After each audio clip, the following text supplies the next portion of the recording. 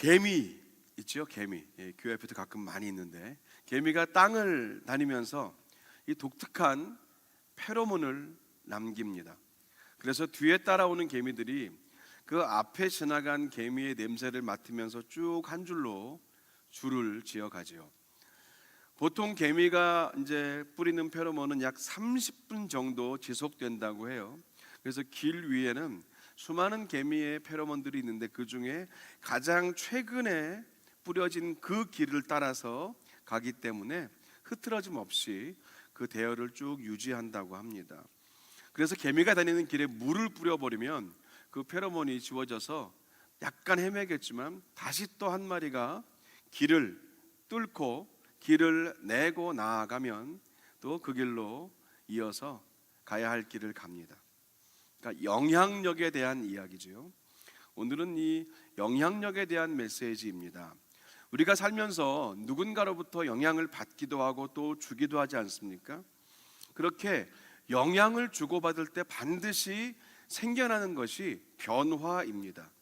긍정적인 영향을 받으면 좋은 변화가 일어나기도 하겠지만 또 그 반대의 케이스도 있겠지요. 여러분은 지금까지 사시면서 누구에게 어떤 영향을 많이 받고 또 주셨습니까? 저도 돌아보니까 지금까지 참 많은 분들에게 영향을 받은 것 같아요. 제가 일단 외모나 성격이나 그냥 기본 성품들은 당연히 저희 부모님께 물려받고 또 영향을 받았겠지요. 그리고 삶의 방식들, 생활 패턴, 그리고 어떤 가치관 같은 것들은 저와 가장 인생에 많은 시간을 보내고 있는 아내와 서로 영향을 주고받고 있다고 생각합니다. 지금도 한국에 있는 저희 가족들이 다니고 계신 그 저희 고향 교회가 제가 신학교 입학 전까지 초등학생 또 중고등학생 다니던 교회인데, 그때 저를 가르치신 여러 사역자들 중에서 한 전도사님이 참 기억에 나요.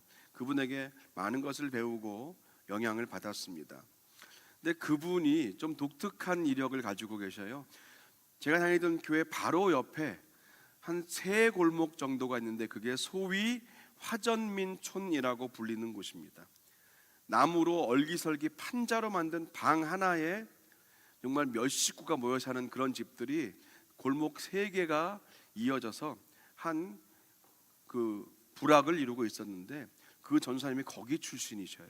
정말 가장 어렵게 사신 출신인데 열심히 공부하셔서 좋은 중학교 또 좋은 최고의 고등학교에 시험 봐서 들어가시고 그리고 얼마든지 좋은 대학을 갈 수 있었는데 하나님의 소명을 받으셔서 신학대학으로 가셔서 그 지역에서는 거의 개천에서 용났다라고 할 정도로 아주 대단한 인물이셨습니다.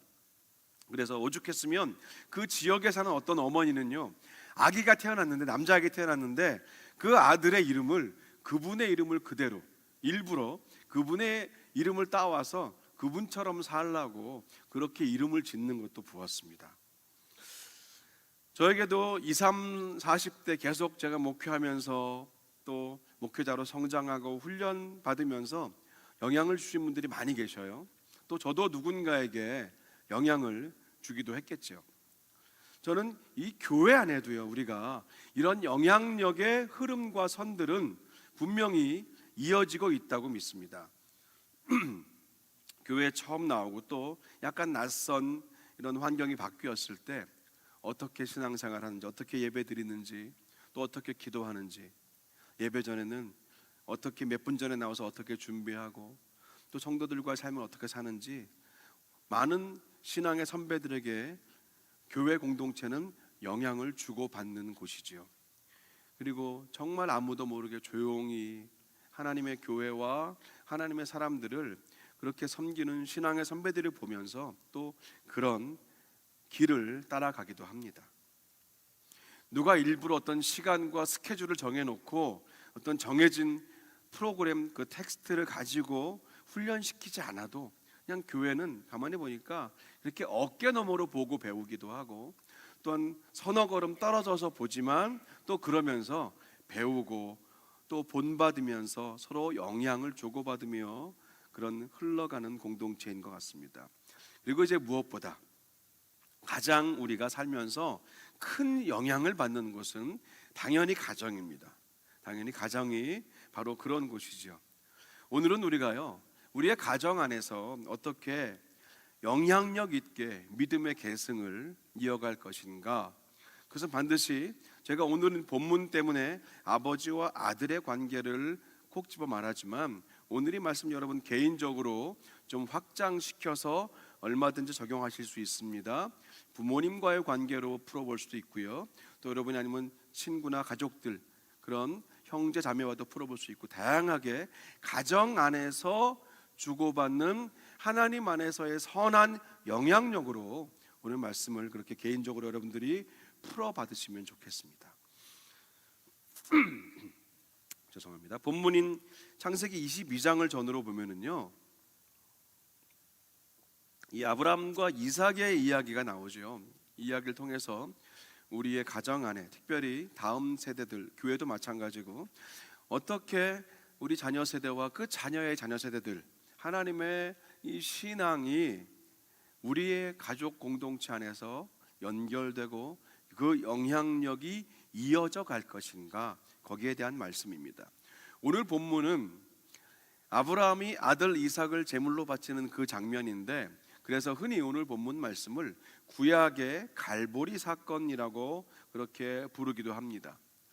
성경 안에 나오는 가장 극적인 긴장감이 넘치는 그런 장면 중에 하나예요. 먼저 하나님은 아브라함을 테스트하기 원하셔서 이렇게 말씀하셔요. 아브라함아, 내 아들 있지? 너의 너무 사랑하는 그 독자 이삭을 데리고 모리아 땅으로 가서 내가 지시하는 한 산에 가서 거기서 내 아들 이삭을 나에게 제물로 바쳐라. 이 황당하기 짝이 없는 하나님의 명령을 아브라함이 들었단 말입니다. 그런데 이상하게도 그 명령에 대해서 어떤 별다른 하나님을 향한 리액션이 없어요. 그냥 성경은 뭐라고 되어 있냐면, 그 다음날 아침에 일찍이 아브라함이 일어나서 첫 모습이 장작을 패고 있는 거예요. 장작을 패면서 두 명의 종에게 지시를 내립니다. 나귀의 안장을 얹고 며칠 동안 어디를 좀 다녀와야 되니까 다녀올 차비를 좀 하라. 그렇게 하고 이삭도 불러서 아빠와 함께 어디 좀 갔다 와야 되니까 준비해라라고 말합니다. 그리고 그냥 바로 훌쩍 길을 떠나요. 아브라함이 당시 살았던 곳이 브엘세바인데, 그 브엘세바에서 하나님이 가라고 하신 모리아 땅까지는 75km 정도가 됩니다. 성인 남성이 8시간에서 10시간 하루 종일 3일을 꼬박 걸어야 갈 수 있는 그런 굉장히 먼 거리죠. 어쩌거나 그렇게 아브라함과 일행들은 하나님이 지시하신 산에 도착을 한단 말이죠. 아브라함 두 명의 종들에게 산 아래서 기다려라 지시하고 이삭과 함께 올라가는데, 이삭의 어깨에 집에서 패온 그 장작을 얹습니다. 그러니까 지금 이삭의 나이가 어깨에 장작을 지고 산을 올라갈 정도의 10대 중후반은 되었다는 그런 의미겠죠. 그리고 아브라함의 손에는 칼 한 자루와 불씨를 들고 같이 아들과 함께 산으로 올라가요. 그제서야 올라가던 이삭이 한마디도 없다가 입을 열기 시작합니다. 아버지, 그런데요, 이렇게 불과 나무는 이렇게 있는데 하나님께 제사 드릴 번제할 어린 양은 어디 있습니까? 아마 계속 한마디도 못하고 그 3일 길을 걸어갔을 아브라함, 그 아들의 질문에 가슴이 확 무너졌을지 모르겠어요. 아들아, 나도 힘들다. 너무 힘들다. 나도 잘 모르겠어. 내가 왜 너를 제물로 삼기 위해서 너를 데리고 내가 지금 이 산을 올라야 되는지 나도 사실 잘 모르겠다. 이해가 안 돼. 이런 속마음을 다 말할 수가 없어서 그저 간단하게 이렇게 말하죠. 아들아, 번제할 어린 양, 하나님이 알아서 그거는 위에 준비해 놓으셨을 거야. 그들은 하나님이 지정한 장소에 도착합니다. 돌을 모아서 이렇게 평평한 단을 쌓고 가져온 나무를 그 위에 펼칩니다. 근데 이삭이 둘러보지만 여전히 양이 보이지 않아요. 그때 아브라함이 말합니다. 아들아, 잠깐 좀 손을 내밀어 봐라. 손을 내미니까 그 손을 끈으로 묶어요. 그리고 장작 위에 눕힙니다. 그리고는 칼을 들고 손을 높이 쳐들어서 이삭의 심장을 찌르려고 그 하던 찰나 그 순간까지가 창세기 22장 10절까지의 내용입니다. 딱 요 마지막 파트의 장면을 영화로 만들었다면 일단은 음악부터가 굉장히 날카로운 현악기들이 막 불협화음으로 1.5도로 막 그렇게 엉켜가면서 그러면서 화려하게 나오고, 그리고 카메라는 아버지 아브라함의 그 정말 어쩔 수 없지만 어쩔 수 없는 그 얼굴 표정을 잡고 손에 든 칼도 잡았다가, 그리고 누워있는 이삭의 그 표정도 잡았을 거예요. 그렇게 막 번갈아 가면서 굉장히 최고조의 긴장을 연출했을 겁니다. 딱 그 장면이거든요. 그런데 문제는요, 여기서 이삭의 모습이 좀 이상하다는 거예요. 아주 이상합니다. 반응이 없어요. 묻지도 않고 반항하지도 않습니다. 100세도 훨씬 넘은 늙은 아버지의 손에서 이 10대 중후반에 힘이 좋은, 한창 힘 좋은 이 청소년 이삭이 얼마든지 빠져나오고 도망갈 수 있었을 거거든요. 아버지, 장난 그만하시죠. 이제 충분합니다. 양 어디 있어요? 전혀 이렇게 묻거나 어떤 다른 리액션을 한 흔적이 성경에는 없습니다. 우린 대부분 그 결과를 다 알고 있지요. 하나님의 천사가 그 마지막 순간에 아브라함의 손을 멈추라고 말합니다. 진짜 아들을 죽일 기세로 칼을 치켜든 그 아브라함, 그 마지막 순간까지 하나님은 침묵하며 기다리셨고, 근처 나무에 걸려있던 숫 양의 입도 틀어막고 하나님은 마지막 그때까지 기다리고 보고 계셨습니다. 그리고 아브라함의 진심을 확인한 후에 천사를 통해서 말씀하시지요. 그 아이에게 네 손 대지 말라. 그에게 아무 일도 하지 말라. 네가 네 아들 너의 독자까지도 나에게 아끼지 아니하였으니 내가 이제야 네가 하나님을 경외하는 줄을 아노라. 이 말이 들린 이후에 아브라함의 눈에 숫풀에 걸려있는 숫 양이 보이고 양으로 이삭을 대신하여 번제를 드립니다. 그리고 그 땅의 이름을 여호와 이레, 주님의 산에서 준비될 것이다 라는 뜻으로 명명되지요. 우리가 너무 잘 아는 그런 스토리가 장면 아닙니까? 저는 오늘 이 드라마틱한 반전의 이야기, 거기에 집중하는 것이 아니라 그 전 장면에 우리가 좀 집중해 보고 싶어요. 왜 장성한 이삭이 아버지에게 이렇게까지 전적으로 순종할 수 있었을까? 왜 반항하거나 저항하는 흔적이 전혀 없었을까? 아버지, 좀 칼을 내려놓으시죠. 좀 대화로 풉시다. 저도 좀 왜 죽어야 되는지 이유는 알고 죽어야죠, 아버지. 뭐 이런 말도 할 수 있지 않습니까? 얼마든지. 그 이유, 왜 이삭이 아버지에게 순종했을까? 그 이유가 오늘 말씀의 중심에 있습니다. 먼저 우리가 오늘 본문 앞에 있는 창세기 21장을 좀 볼 필요가 있는데요. 이삭이 태어난 이야기가 나오고 오늘 이 모리아산 사건까지 그 중간에 이삭이 어떻게 좀 자라난 이야기가 성경에는 딱 하나밖에 나오지 않아요. 이복형이었던 이스마엘과 관련된 그 사건 하나만 나오고, 그리고 바로 이삭이 태어났다가 모리아산 사건으로 가는 거예요. 사라가 잉태하지 못하고 있을 때 그 사라의 몸종 하갈을 통해서 아브라함이 낳은 첫 번째 아들이 이스마엘입니다. 그런데 이 이스마엘이 태어나고 곧이어 이삭이 태어났단 말이에요. 근데 나이 차이가 꽤 나요. 근데 아이들이 뭐 압니까? 그냥 힘 있고 나이 많으면, 키 크면 그냥 이기는 거니까. 먼저 태어난 이스마엘이 또 약간 성격이 그랬나 봐요. 이 어린 이삭을 놀리고 많이 괴롭혔나 봅니다. 근데 하필 그 장면을 그 어머니 사라에게 들킨 거예요. 가만히 있을 리가 없죠. 어떻게 얻은 아들인데 얼마나 기다리며 얻은 아들인데 감히 몸종의 아들인 네가 내 아들을, 내 나이 90세 남편 나이 100세에 기적처럼 얻은 나의 금쪽이를 누가 건드려? 당장 아브라함에게 달려갑니다. 그리고 사라가 저 계집종과 저 아들을 내쫓으라고 말해요. 자, 이제 아브라함의 고민이 시작됩니다. 왜냐하면 아브라함에게 이스마엘은 엄연한 첫 아들이에요. 그리고 아브라함의 성품과 성격을 보았을 때 그렇게 따뜻함과 돌봄이 있던 사람이기 때문에 사라가 와서 당장 내쫓아요 했을 때 그래요 뭐 그러지요 하지 못했어요.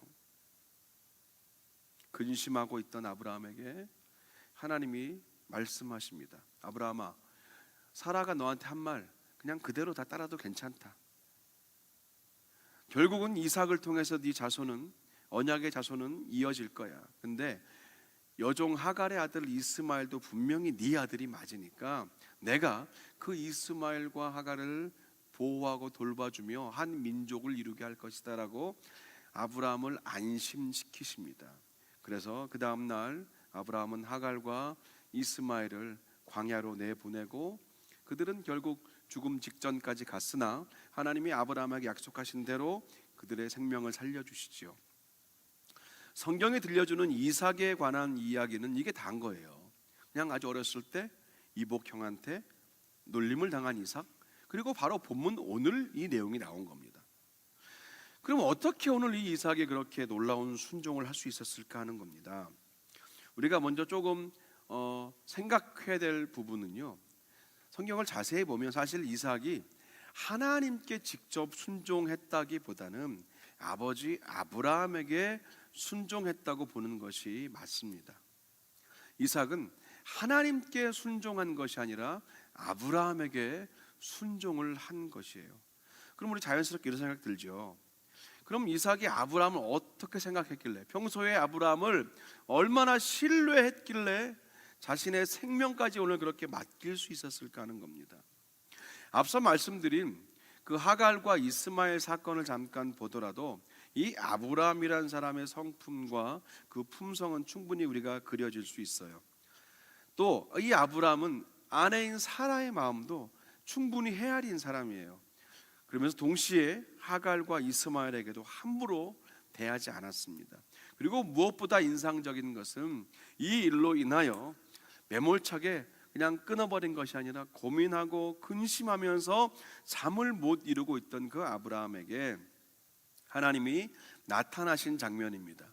성경은 아브라함이 하나님께 간절히 기도하고 금식하며 기도할 때 하나님이 응답하셨다 그렇게 말하지 않아요. 그냥 하나님이 일방적으로 아브라함에게 찾아오셨어요. 마치 가까운 이들이 편하게 전화 예약하지 않고 그냥 궁금하면 전화 걸어서 그냥 잘 지내라고 묻는 것처럼 아브라함과 하나님의 관계는 이렇게 친밀한 인격적인 그런 관계였다는 것, 우리가 성경 말씀을 통해서 생각해 볼 수 있는 부분입니다. 그 하나님과 아브라함의 친밀함과 인격적인 관계를 이삭이 계속 보면서 자랐을 것입니다. 10대 중후반 된 그 청소년 이삭의 눈에 그 아버지의 모습이 보였겠지요. 무엇보다 이복 형과 작은 어머니를 자신의 집부에서 밖으로 내쫓을 때 그 아버지가 얼마나 힘들어했는가, 그리고 하나님 앞에 그 일로 얼마나 괴로워하지만 하나님 앞에 또 나아갔는가 계속 이삭이 봤을 거예요. 그리고 아마 살면서 조금 철이 들고 아버지의 말을 이해할 나이가 되었을 즈음에 아브라함은 분명히 얘기하지 않았겠습니까? 어떻게 갈대아 우르 본토 친척 아비 집을 떠나왔는가. 하나님이 시시때때로 언약의 말씀을 계속해서 갱신해 주시면서 지치고 힘들 때마다 어디로 갈지 모르고 주저할 때마다 말씀으로 언약으로 인도하시고, 그리고 정말 이 사라를 빼앗길 뻔한 그런 위기 앞에서 하나님이 어떻게 건져주시고 우리 가족이 지금 이 자리까지 오는데 하나님이 얼마나 일하셨는가 분명히 아브라함은 말했을 것입니다.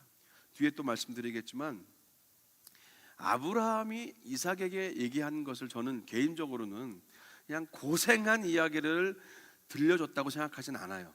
라떼 전설을 들려주었다고 생각하지 않고 분명히 아브라함은 그 고생한 시간들, 그 과거의 역사들 가운데 하나님이 어떻게 말씀하시고 하나님이 어떻게 우리 가족을 인도하셨는가, 하나님 중심, God centered 된 그런 메시지를 분명히 전 이삭에게 전했을 거라고 믿습니다.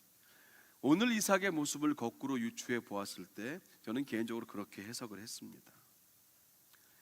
아버지와 하나님과의 친밀함을 쭉 보고 자란 이삭, 여기가 오늘 메시지의 시작입니다.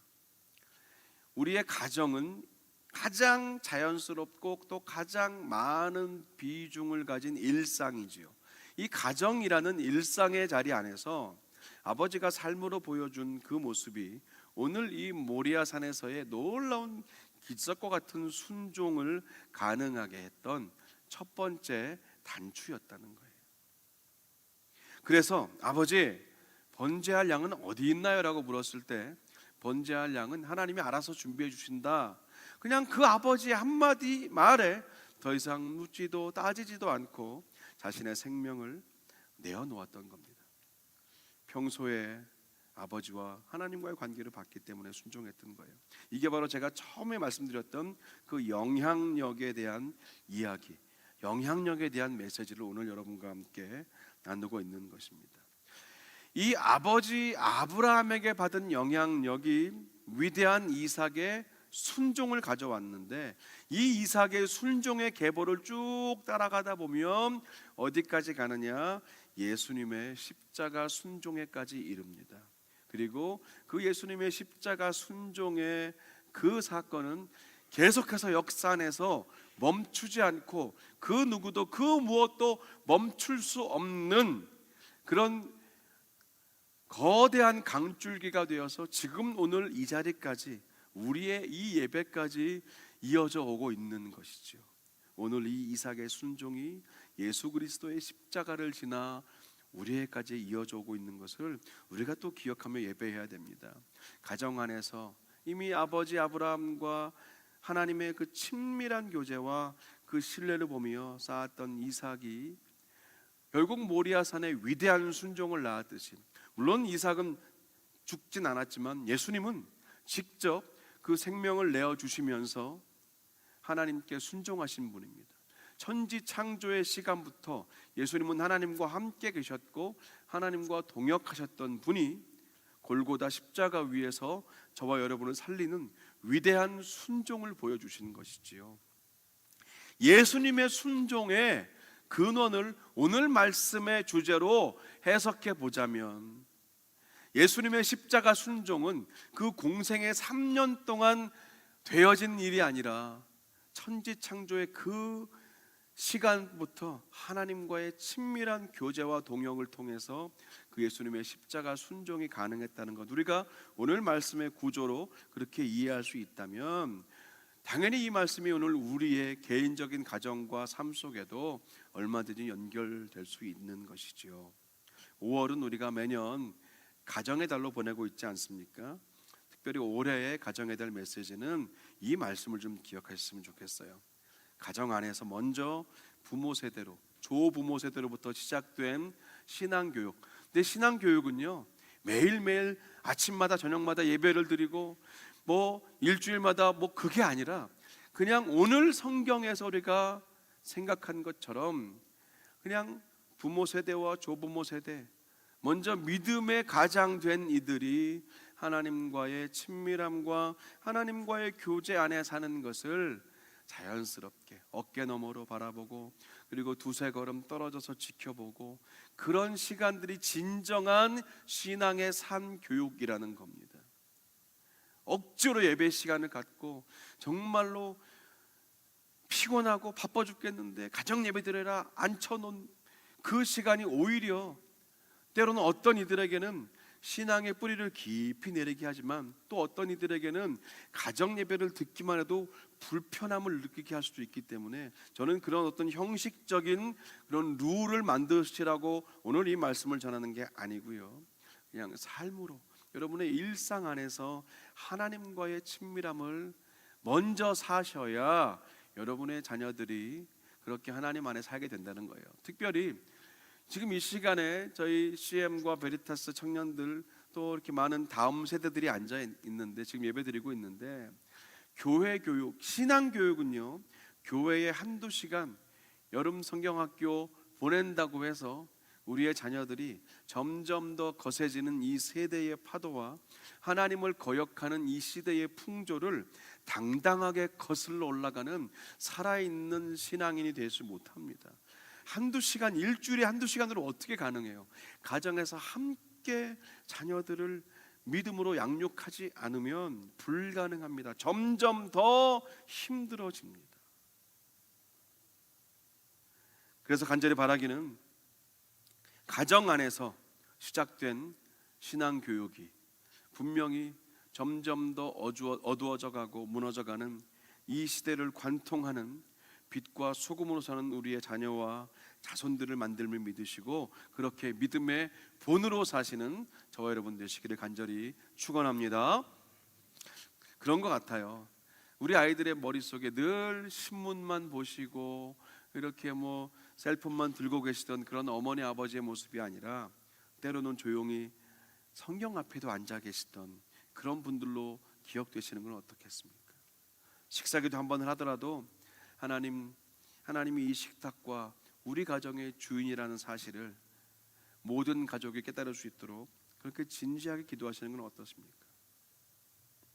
물론 특정의 신앙 행위를 말씀드리는 게 아니라고 말씀드렸어요. 왜냐하면 오늘 이 이삭의 위대하고 놀랍고 정말 대단한 이 순종의 시작은 아버지 아브라함과 하나님과의 친밀한 관계에서 이미 순종이 시작되었기 때문입니다. 그 관계를 지켜본 이삭이었기 때문에 아버지가 믿으시는 하나님을 내가 직접 뵙지 못하고 하나님 말씀을 내가 직접 듣지는 못했어도 내가 아버지를 신뢰함으로 아버지의 하나님도 신뢰하게 되는 이런 놀라운 순종이 오늘 이 말씀 가운데 이어진 것이지요. 아브라함과 이삭은요, 이 사건을 통해서 그 두 명에게는, 그리고 그 두 명과 그 가족에게는 하나님이 얼마나 놀랍게 역사하시는 분인지, 하나님이 얼마나 우리를 사랑하시고 우리를 향한 선한 뜻을 가지고 계시며 우리 가정을 지키고 보호하시는 분인지 오늘 이 모리아산 사건을 통해서 아브라함과 이삭의 심장에는 마치 문신처럼 그렇게 새겨지지 않았겠습니까? 어떻게 그 기억을 평생 잊을 수 있겠습니까?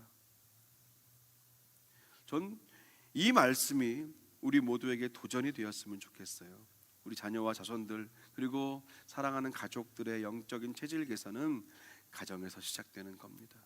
저와 여러분이 먼저 하나님과의 관계를 바르게 하고 하나님과의 친밀함 가운데 늘 서 있다면 굳이 일부러 시간을 내서 억지로 가르치지 않아도 이삭과 같은 위대한 믿음의 자녀와 자손들 또 그런 가족들이 얼마든지 하나님 앞에서 계속 이어질 줄 믿습니다. 그래서 마지막으로 한두 가지라도 여러분 가정 안에서 좀 이런 일들을 시작해 보시면 어떨까 생각이 들어요. 일주일에 한 번이라도요, 식탁 위에서 무언가 신앙적인 대화의 소재를 자연스럽게 꺼내 보시는 거예요. 또 일주일에 한 번이라도 식사 기도를 그냥 스치듯 잠깐 눈 감고 뜨고 내가 지금 식사 기도를 했는지 안 했는지 잊어버려서 옆 사람에게 물어보지 마시고 일주일에 한 번이라도 돌아가면서 이번 주일은 네가 기도해라 이렇게 하면서 짧게라도 좀 이렇게 기도를 해보시는 것도 좋을 것 같아요. 아니면 한 달에 한 번이라도요, 여러분의 그 고생한 이야기 말고 라떼 전설 그런 거 말고요, 고생한 이야기 속에 그 라떼는 그 속에 하나님의 일하신 흔적들, 하나님의 그 문신들을 한번 나눠보시는 것도 좋을 것 같아요. 그리고 무엇보다 같은 어려움을 당하고 같은 힘든 일을 지나도 우리 어머니 아버지 우리 부모님 또 우리 가족은 다르게 반응하네, 분명히 힘들고 어려울 수밖에 없는 그 시기를 지나고 계시는데 왜 이렇게 평안하실까? 고난과 고생 다 아는데도 불구하고, 그럼에도 불구하고 하나님 앞으로 나아가는 여러분의 뒷모습을 다음 세대에게 보여주시면 어떻겠습니까? 나의 최선을 다한 다음에 이제는 더 이상 길이 없고 답이 없어 보일 때, 그때 하나님께 오히려 한 걸음 더 나아가고 혼자 가는 게 아니라 함께 기도하자고 그렇게 격려하는 그런 품어주고 인도하고 이끌어주는 손이 되어주시는 건 어떻습니까? 여러분 가정과 삶의 지경 안에서 만난 불편한 하갈과 불편한 이스마엘들을 내가 어떻게 대하는가, 우리의 다음 세대와 또 가족들에게 보여주시는 건 어떻습니까? 무겁고 답답한 마음, 왜 내가 이 3일 길을 걸어야 되는가? 하나님 분명히 말씀하셨는데 내가 왜 너의 어깨에 장작을 메우고 내 손에 칼을 들고 이 3일 길을 걸어야 되는지 정말 암담한 마음 드는 그런 날들을 살아도 불안함과 두려움이 아니라 믿음과 소망의 당당함을 여러분 가족들에게 좀 보여주시면 어떻겠습니까? 마지막 순간까지 하나님이 미리 준비해 두셨던 그 수량이 아무리 둘러봐도 보이지 않아도 설마 산에 올라가면 있겠지, 돌을 모으면 하나님이 양을 보내주시겠지, 나무를 펼쳐 단을 쌓으면 번제할 양을 보내주시겠지, 끝까지 나오지 않고 이삭의 손을 묶고 단에 눕혀 칼을 들을 때까지, 그 마지막 순간까지 하나님이 준비해 두신 숫양이 보이지 않아도 머뭇거리지 않고 주저하지 않고 하나님께 순종하며 사시는 여러분의 모습을 다음 세대들에게 보여주시면 어떻겠습니까? 바라기는 오늘도 여전히 우리의 가정과 우리의 다음 세대들을 휩쓸어 내려가려고 몸부림을 치고 있는 이 시대의 거센 조류와 세찬 죄와 악의 물결 앞에서 go against the flow, 그 죄와 사망의 이 시대의 조류를 거슬러 올라가는 살아있는 그리스도인, 그런 살아있는 성도가 되어서 그렇게 함께 믿음의 가정들을 이루어 가시는 그런 저와 여러분 되시기를 주님의 이름으로 간절히 축원합니다.